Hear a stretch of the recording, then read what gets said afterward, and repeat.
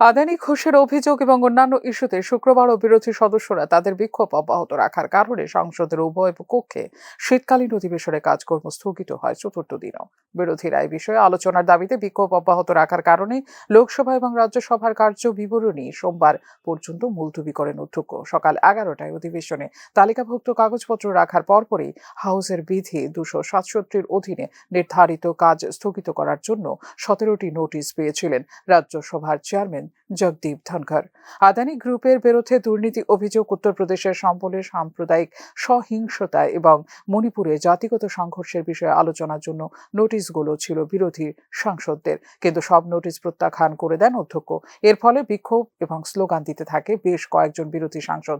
এই মুহূর্তে বিধি 266কে অস্ত্র হিসেবে সংসদের অধিবেশন বিঘ্নিত করতে ব্যবহার করা হচ্ছে বলে মন্তব্য করেন রাজ্যসভার চেয়ারম্যান জগদীশ ধনখড়। এই মন্তব্যের প্রতিবাদ করেছেন কংগ্রেস সহ বিরোধী সাংসদরা। পরবর্তী সময়ে তীব্র হই হট্টগোলের কারণে আগামী 2রা ডিসেম্বর পর্যন্ত সংসদের উচ্চকক্ষ মুলতবি করেন অধ্যক্ষ।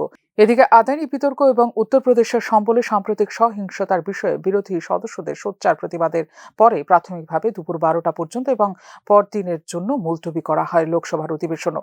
কংগ্রেস এবং সমাজবাদী পার্টির সাংসদরা স্লোগান দিতে থাকেন ওয়েলে নেমে। প্রায় 10 মিনিট ধরে লোকসভার প্রশ্নোত্তর পর্বে এদিন উত্থাপন করা হয় মাত্র 2টি প্রশ্ন। শীতকালীন অধিবেশনের প্রশ্নোত্তর পর্বে মোট 4 দিনে এখনো পর্যন্ত মাত্র 28 মিনিট কাজ হয়েছে সংসদের উভয় কক্ষে। ফিউরো রিপোর্ট, নিউজ নাও।